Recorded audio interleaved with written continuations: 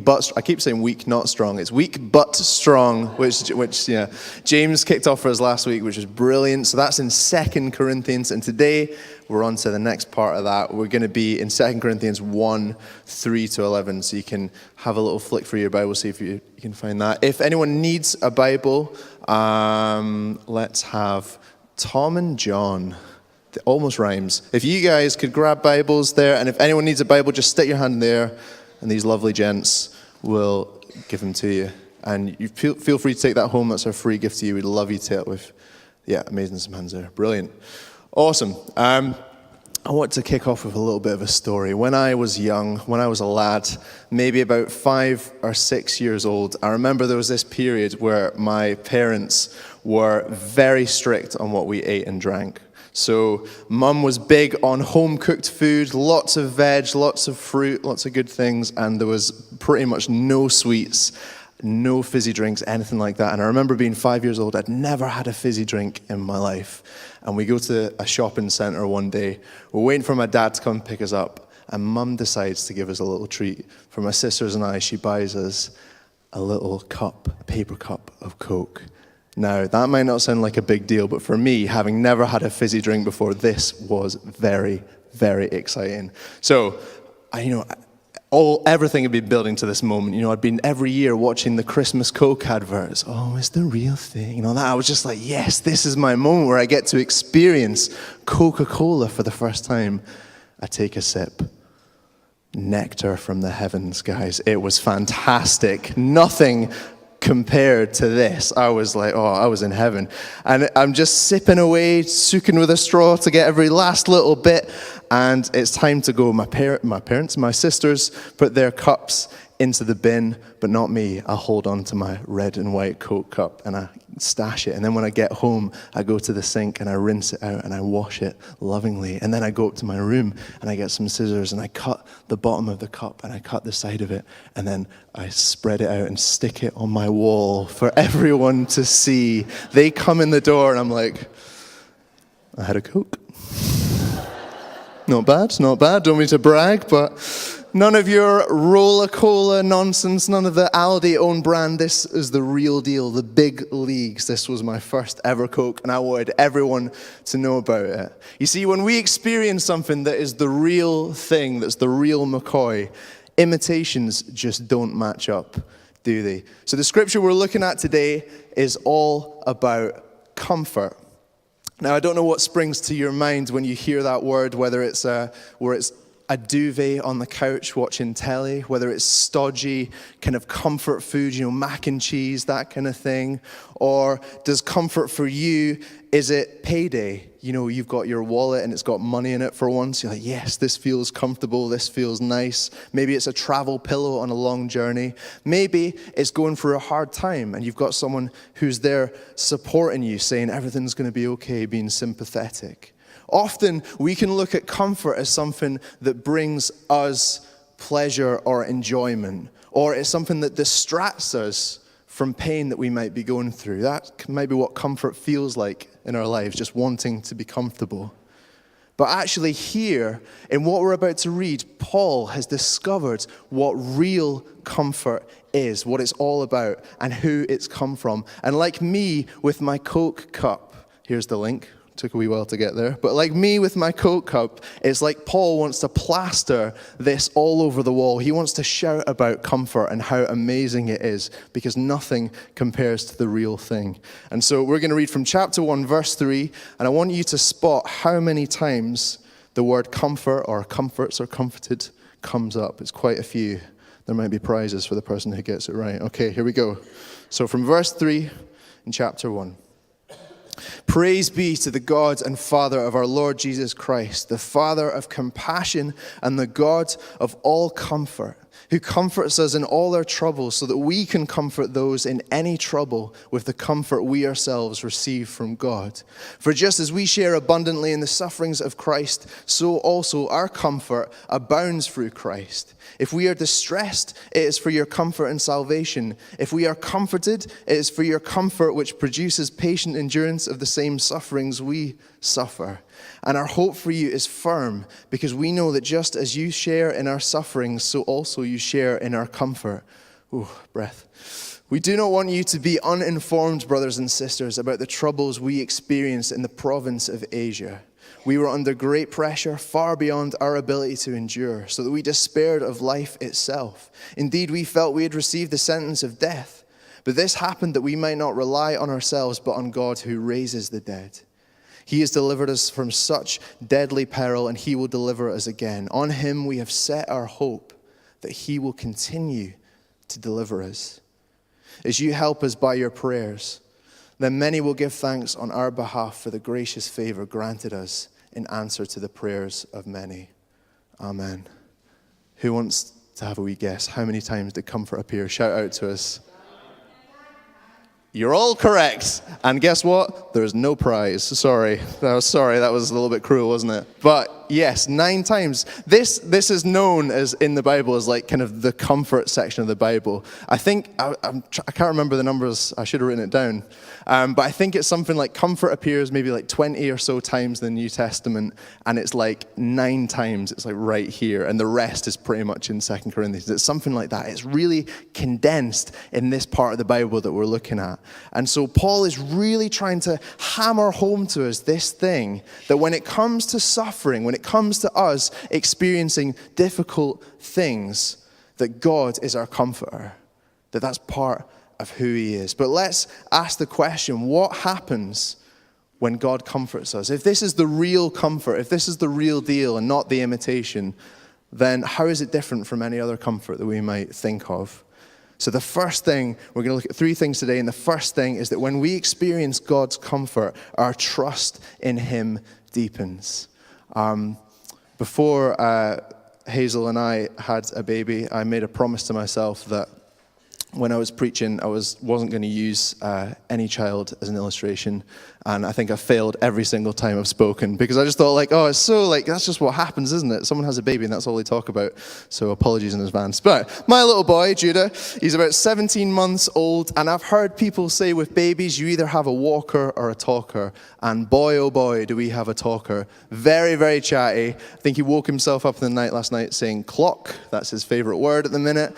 And we were away. I was away from Hazel and Judah for a few days. And then when we came back into the house and returned in the corner, he said, "Daddy, where are you?" Oh, man, that was an emotional moment. He didn't quite enunciate it quite as well as that, but you get the idea. It was beautiful. But talking is great. Walking is a little bit more of a process. He's getting better at it, but he's kind of still figuring it out. And specifically, climbing is something that he's doing a lot of at the minute.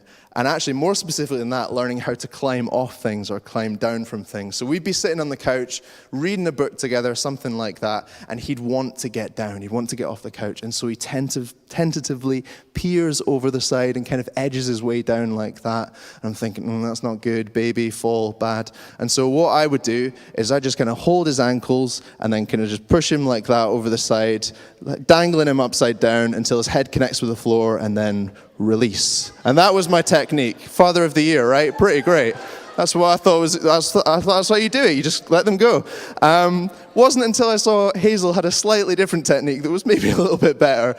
What you're supposed to do is not to go head first off the couch, but actually teach your child to spin the other way and go down backwards. And as soon as I saw her do that, I just thought, I'm the biggest idiot in the world. But anyway, so I now know that is what you're supposed to do. But you can totally understand why Judah's reaction initially would be, I need to go off this way. I need to go head first. It's because he can see where he's going. He's in control. It all makes sense.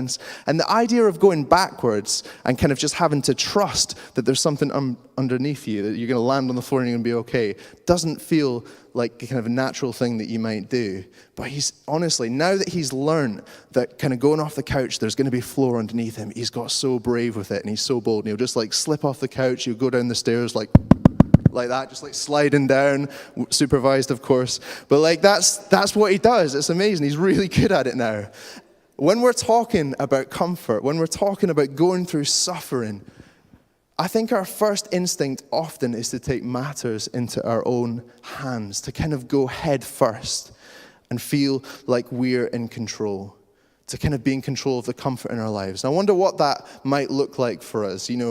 Whether that's, I just need to shut the world out right now. I need to isolate myself and be totally on my own because I'm going through a hard time. Or I need to just veg out, watch TV, not think about anything. Or I need to offload to friends. Or I need to bombard myself with different distractions just so I'm not thinking about this negative thing in my life right now. A bunch of those things, could be really helpful for us. They're not necessarily bad things. But what Paul is telling us is his experience is that rather than relying wholly on any of those things I listed or on anything else we might choose to do, actually, his first move when trouble comes along is to turn to God and expect that he is going to meet him. And when we do that, it's a little bit like going down the couch backwards and expecting the floor to meet us underneath. We're giving control over to God in those moments. We're not going head first where we're in control, but we're relying on him rather than trying to manage our pain ourselves. If you're not in the habit of doing this, this might feel like an unnatural kind of thing that Paul is talking about here. But he has found time and time again in the suffering in his life that God consistently is there with his comfort. He never fails to meet him there. And if we're willing to see God as that source of comfort, that's what we'll discover as well, that he will every time meet us exactly where we're at. What does Paul say in what we've read today? He says, on him we have set our hope that he will continue to deliver us. I think that's so good. We have so many of these promises through Scripture that says that this is who God is. Isaiah, God says, I am the one who comforts you, and I will comfort you as a mother comforts her child. And Jesus says in Matthew, blessed are those who mourn. Why? Because they will be comforted. It's this idea of we can't get away from the fact that this is part of God's character. He is the God of all comfort, and he rushes to our side. And yet sometimes we can try and wrestle that control from him. We can try and stay in that mode of going head first and dealing with things ourselves. I was thinking about it, it's a little bit like this. Imagine being in a restaurant and you're waiting on some food and the waiter's there and he's going to bring the food to you. But rather than let him or her do that, what you decide to do is get up and go into the kitchen and be like, I can handle this. I'll sort something out myself. You just start throwing things together. You have no idea how this kitchen works or where everything is, but you're like, no, I'll sort this out. Try and make something yourself and then bring it back to your own table. How weird would that be? Why would that be weird? Well, lots of reasons, but like one of them in particular is that's not your job. Like you're going to this restaurant, there are people that are, their job specifically is to bring this stuff to you, and that's not your job. Why are you doing that? That doesn't make any sense. It's not our job to bring comfort to ourselves. It's not our job to spring into action when difficulty comes and say, don't worry, Lord, I've got this. It's fine.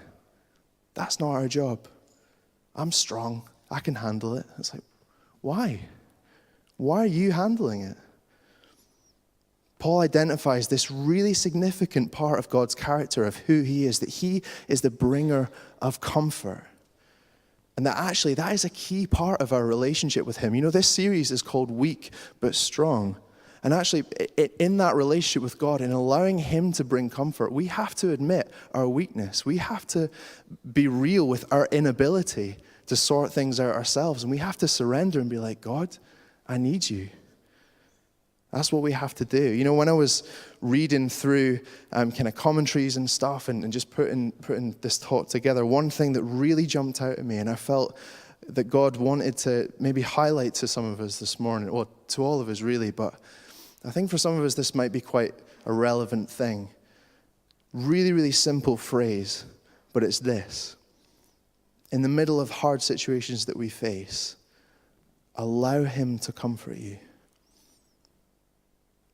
Allow him to comfort you. Allow God to be God and to bring the kind of comfort that only he can bring. You know the brilliant thing about this word comfort over here? If we can go into the next few slides, I think my point, it doesn't matter, it's not important. The brilliant thing about this word comfort is that, you know, we can define it in all sorts of ways and we can think it's about, you know, us feeling better about ourselves and us feeling okay. But actually the word that is used it kind of means a couple of things. It means drawing right up close next to somebody and pouring in strength. And that's what it means when God talks about comfort. It's this, he's coming right up to us, right by our side, and pouring in strength and encouragement and help. How sweet is that? That's so much better than like a little pat on the shoulder and there, you'll be okay. Do you know what I mean? Like it's God is equipping us in that moment. It's important to say, at this point that, we have to be careful that we don't misunderstand what Paul is saying, and that he's not saying that God comes in and takes our trouble away, that he takes suffering away from us. Sometimes God moves and miraculously and intercedes in situations, and that is amazing, and we love that. But we know also that the reality is that none of us live free from pain in our lives. We're not immune to it. But actually, God doesn't promise to just block every single piece of suffering that could come our way, but he does promise to come right up close to us and pour in everything that we need. That's what comfort from God looks like. And I want to ask, are we allowing him to comfort us this morning? Is he your comforter? Maybe we don't want to give him that position in the pain that we go through in our lives, because we can go through some really tough stuff, can't we? Maybe we feel better when we're in control, when we've got a handle on things. Or maybe we don't want to feel weak. Maybe we feel anger towards God. We question, why didn't you come through in that moment? Why didn't you answer this prayer? And we can hold God at arm's length.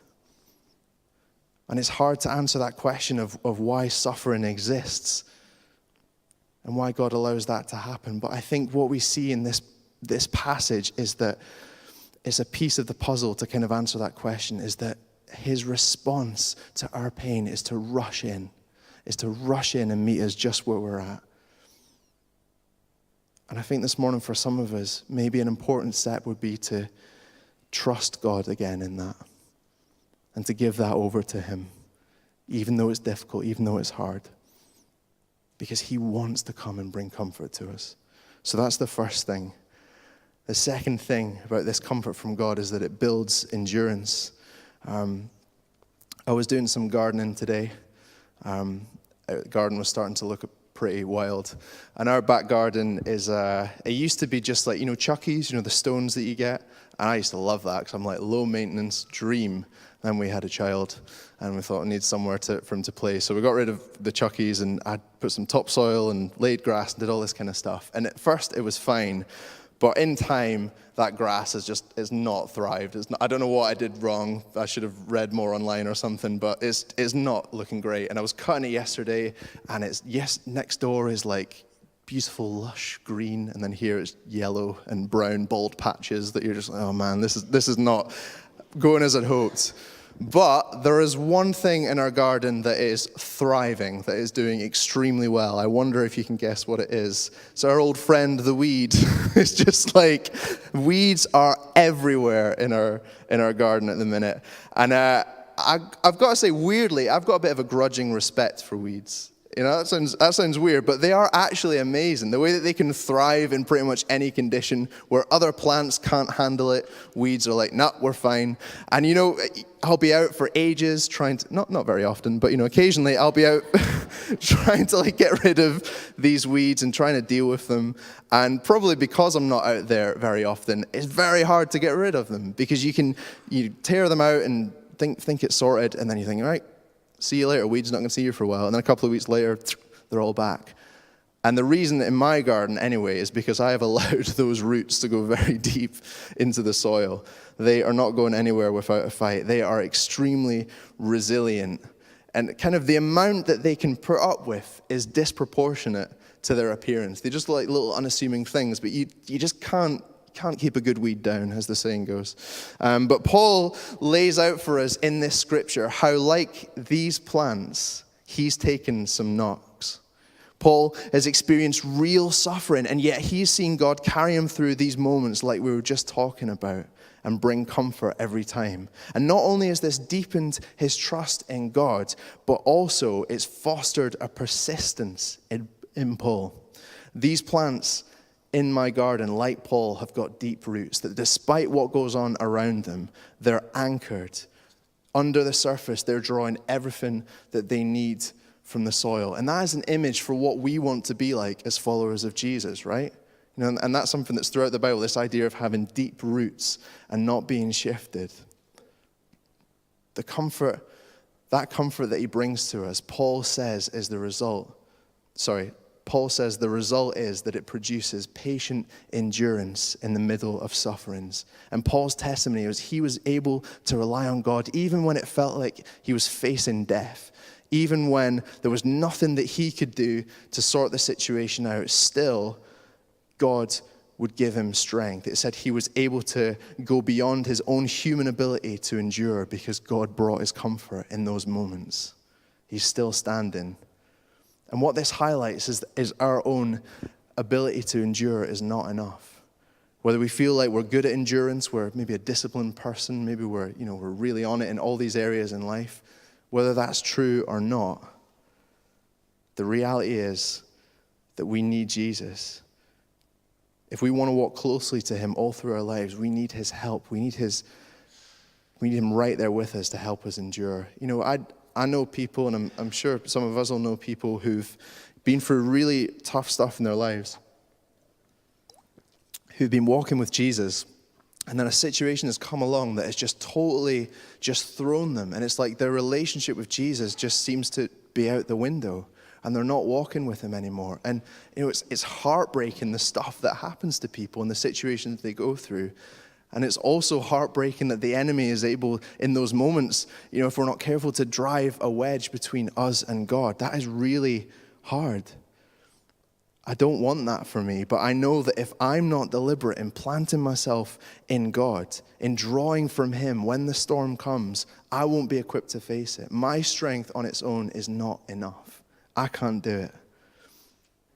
But we don't need to fear what's around the corner. We don't need to worry about worst case scenarios and what that could mean for us. Because Paul is calling us to foster right now this dependency on God. There's a verse in the Psalms I love. It says, "Because the sovereign Lord helps me, I will not be disgraced. Therefore have I set my face like flint, and I know I will not be put to shame." And I love that image of becoming like stone almost, and just being like, I'm going to sit here and I'm not going to move. I'm not going to let anything shift me. And what I love as well about that is that it's not, I'm going to really try. But what does it say? Because the sovereign Lord helps me. Only because of Jesus, only because of him can we endure. It's not because we try really hard. It's not because we're more committed than other people. It's because he helps us, gives us everything that we need.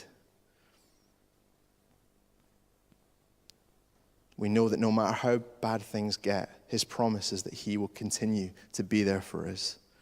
What does it look like in our lives?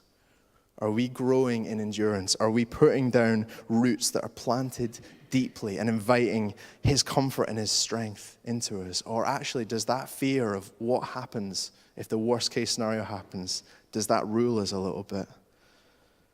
I want to take solace this morning in the fact that it says here that he is with us in all of our troubles, in every single one. So we don't need to fear the worst case scenario. And I think actually there are some people that maybe feel like you're in a position like this morning. You're going through some really hard stuff, and it feels really shaky. Maybe your relationship with God feels uncertain. And what Paul is saying to us and what Jesus would say to us this morning is go to him. Cast your cares on him and ask for his help and his strength and his comfort. It's not a magic wand that takes away all our difficulties, but it's a God coming alongside us and helping us to endure, helping us to be faithful for the long haul. And then finally, when we allow him to comfort us, we become comforters. I was reading a bit about the Queen Mother recently, as you do.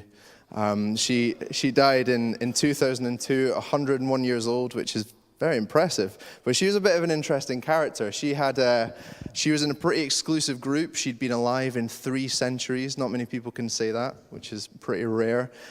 She loved champagne, really loved champagne. At 97, she went in for a hip operation and smuggled in 12 bottles of champagne into the hospital, in her words, to make her stay more comfortable, which I quite enjoyed. During the Second World War, she would be going around on diplomatic tours in Europe and North America and stuff. And her influence and popularity was so great that it was seen as a threat to Germany and to its interests and goals and stuff. And apparently Hitler called her the most dangerous woman in Europe, which is a pretty good brag, right? So she had won the affection and the love of people everywhere. She was really thought well of. And it actually brought comfort to thousands of people in World War II who had lost their homes, their homes, their jobs, their loved ones. And she'd visit the East End of London, which had been hit worse than anywhere else, and kind of go and see these people. And eventually what happened was Buckingham Palace was bombed several times and causing loads of damage. And her response was, at last, I can look the East End in the face. Which I really like that. It's not like a kind of, oh no, it's like, no, this is good. She'd been through something of what they had suffered, and those continued visits, she was able to bring even more comfort because she'd experienced something of that. And just really quickly, just to wrap up this, the kind of comfort that God brings is different to that of the world. Because Paul says that God's comfort isn't focused on us. It isn't about making us kind of, just feel better and, keep everything else at arm's length. But actually, when God's comfort comes, not only are we strengthened and equipped and comforted, but it stirs something in us. The passion, or compassion, I should say, of Jesus is in us to go to other people who need comfort. We've all been there, right? Where maybe we're going through a tough time and someone tries to come in and comfort us and maybe says something like, oh, I know exactly how you're feeling. And you know that they haven't been in the situation you have at all. And it kind of feels a little bit like empty words. It doesn't feel like real comfort. But in those moments when it's someone who's walking through what you're walking through, maybe at the same time, that can be a real comfort, can't it? There's a real difference there. And it's this idea that for us as Christians, if we're a Christian this morning, that we can expect Jesus to come and bring this comfort to us in difficult times. And the result of that is not just that things are better for us, but we can be agents of hope to those around us. We can see brokenness in the people around us and be like, do you know what? Actually, I know what the answer to that is. Not because of something, about us, because we're so great, but because we've experienced what it means for God to come right alongside us and give that comfort and strength to us where we're at. And so we become comforters. Where's my last page? Short. There we go. For some of us this morning, I just wonder whether that thing I said earlier about allowing him to comfort us, I wonder where that sits with us right now. I wonder what you're going through right now and how you're dealing with it. We can guard our hearts and keep God at arm's length, but I think that today he is asking us to trust him. He's asking us to surrender control to him in certain situations. I'd love it if we could stand, actually. Could we do that?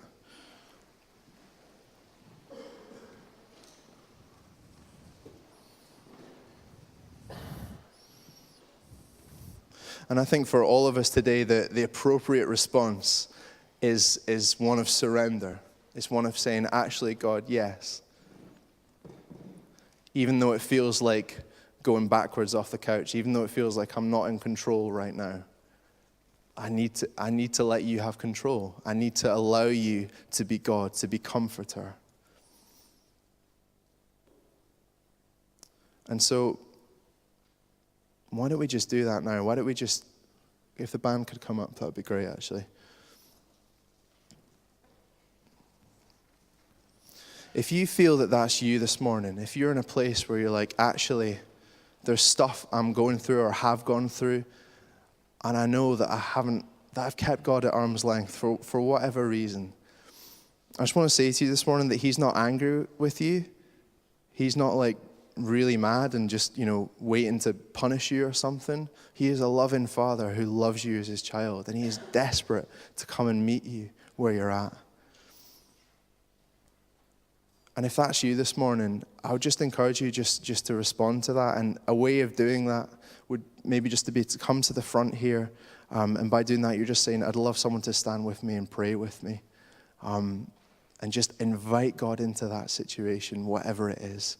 Ask for his comfort to come again. Maybe you're someone who, that idea of being a comforter to other people, that stirs something in you. And there's a compassion thing there where you're like, I want to do that. Do you know what the amazing thing is? We don't have to be brilliant, charismatic, fantastic people. We just have to be ordinary people that say, yeah, God, I'm up for doing that, and he uses us just as we are. And so if that's you this morning, if you want to respond to that, I'd encourage you to come forward to the front as well. We're gonna sing a song, or however many. We're gonna worship. But yeah, just do that. Just respond. Don't leave it. If God is prompting you to do that, don't leave today without bringing that to him. Because I think there's healing that he wants to bring to a whole bunch of us.